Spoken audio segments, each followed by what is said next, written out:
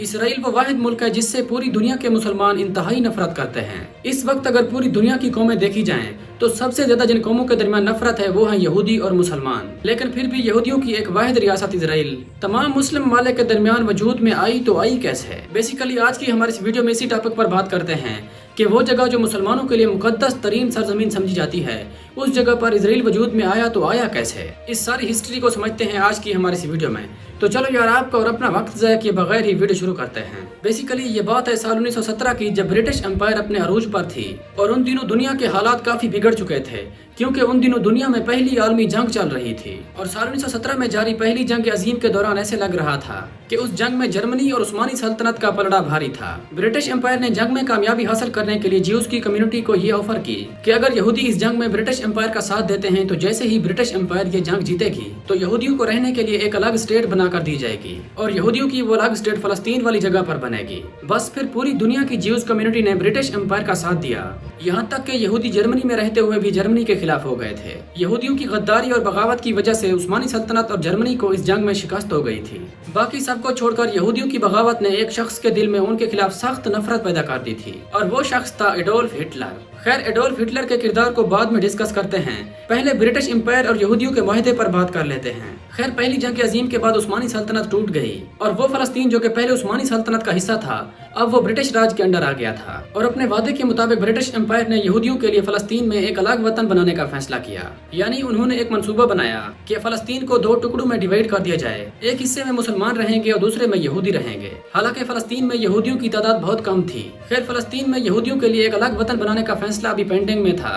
जहां यहूदी एक अलग वतन बनाने का ख्वाब देख रहे थे वहां हिटलर उनके लिए कुछ और ही सोच कर बैठा था क्योंकि हिटलर यहूदियों से सख्त नफरत करता था और हिटलर की इस नफरत के पीछे बहुत सी वजूहात थीं। एक वजह तो ये थी कि हिटलर ये समझता था कि यहूदियों की गद्दारी की वजह से जर्मनी को पहली आलमी जंग में शिकस्त हुई थी। न सिर्फ हिटलर इस वजह से गुस्सा था बल्कि एक और बड़ी वजह यह भी थी। वो वजह यह थी कि पहली आलमी जंग के दौरान हिटलर जर्मनी की तरफ से एक सिपाही के तौर पर लड़ रहा था और ये जंग लड़ते हुए हिटलर बुरी तरह जख्मी हो गया था।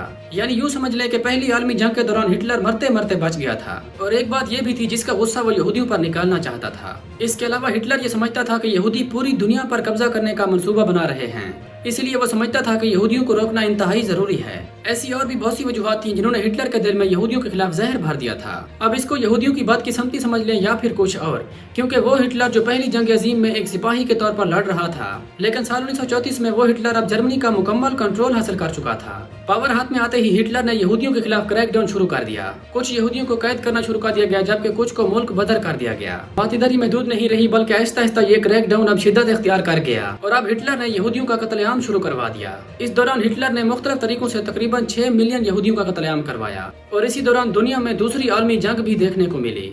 और दूसरी आलमी जंग जापान के शहरों हिरोशिमा और नागासाकी पर एटॉमिक बॉम्बिंग के बाद जाकर खत्म हुई।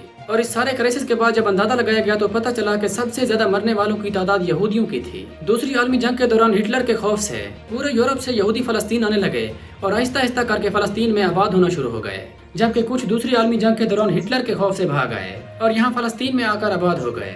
और यूँ हिटलर के खौफ से भागे हुए यहूदियों ने फलस्तीन में आकर अपनी कम्युनिटी बना ली।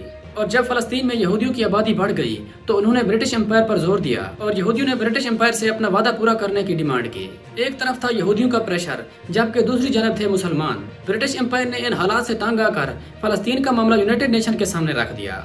लेकिन इस मामले पर यूनाइटेड नेशन ने बहुत ही अजीब फैसला किया क्योंकि यूनाइटेड नेशन ने फलस्तीन को डिवाइड करवाकर इसका आधा हिस्सा उन यहूदियों को दिया जिनकी आबादी फलस्तीन में सिर्फ 30% थी, जबकि आधे से भी कम हिस्सा उन मुसलमानों को दिया जिनकी आबादी फलस्तीन में 70% थी। वाज़ेह है यहूदियों ने इस फैसले का खैर मकदम किया और बहुत सारी खुशियां मनाई, लेकिन मुसलमानों ने इस फैसले को कभी भी तस्लीम नहीं किया। लेकिन इस सब के बावजूद अब पावर चूंकि यहूदियों के हाथ में थी क्योंकि यहूदियों की बैक पर अमेरिका और ब्रिटिश एम्पायर बैठे थे, इसीलिए यहूदियों ने अपनी अलग रियासत इसराइल का ऐलान कर दिया। और इसराइल वजूद में आते ही अमेरिका ने सिर्फ और सिर्फ 11 मिनट बाद इसराइल को तस्लीम भी कर लिया। और मुस्लिम ममालिक में से सबसे पहले ईरान ने इसराइल को तस्लीम किया था, जबकि कुछ अरब ममालिक ने इसराइल के बन जाने के ठीक एक दिन बाद इसराइल पर हमले शुरू कर दिए। लेकिन हकीकत में अरब ममालिक की ये जंग इसराइल के साथ नहीं थी बल्कि वो अमेरिका और ब्रिटिश एम्पायर से लड़ रहे थे, क्योंकि उस वक्त इसराइल की बैकबोन अमेरिका और ब्रिटिश एम्पायर थे। इसलिए ब्रिटिश एम्पायर और अमेरिका ने अरब ममालिक को रगड़ कर रख दिया था और जो इसराइल पहले से ज्यादा मजबूत बनकर दुनिया के नक्शे पर उभरा। इसराइल तो बन गया लेकिन अब मसला ये था कि वहाँ मुसलमान मेजोरिटी में थे और मुसलमानों को वहाँ से खत्म करने के लिए यहूदियों ने क्रैकडाउन शुरू कर दिए ताकि मुसलमान फलस्तीन से निकल जाएं और उनकी जगह पर यहूदियों को आबाद कर दिया जाए। और ऐसा ही हुआ क्योंकि कुछ ही अरसे में लाखों मुसलमान फलस्तीन को छोड़कर चले गए। अब फलस्तीन में यहूदियों ने एक मजबूत रियासत तो बना ली थी, लेकिन मुस्लिम ममालिक की जानिब से उनको एक ऐसी दुश्मनी का सामना करना पड़ा जो कि आज तक जारी है। वो इसलिए क्योंकि यहूदियों और मुसलमानों की दुश्मनी हजारों साल पुरानी है और ये दुश्मनी किसी और बेस पर नहीं बल्कि मजहबी बेस पर है। यहाँ तक कि जिस जगह पर इजराइल आबाद होना चाहता है ये जगह भी मुसलमानों के लिए काफी मुकद्दस समझी जाती है। इसलिए मुसलमानों और इजराइल के दरमियान किसी किस्म का कोई समझौता नहीं हो सकता। खैर, आज की हमारी वीडियो इधर ही खत्म करते हैं। आपकी इस बारे में क्या राय है अपनी राय कमेंट सेक्शन में जरूर देना। तो नाज़रीन, ये थी हमारी आज की वीडियो। उम्मीद है आप लोग वीडियो को लाइक और आगे शेयर भी करेंगे।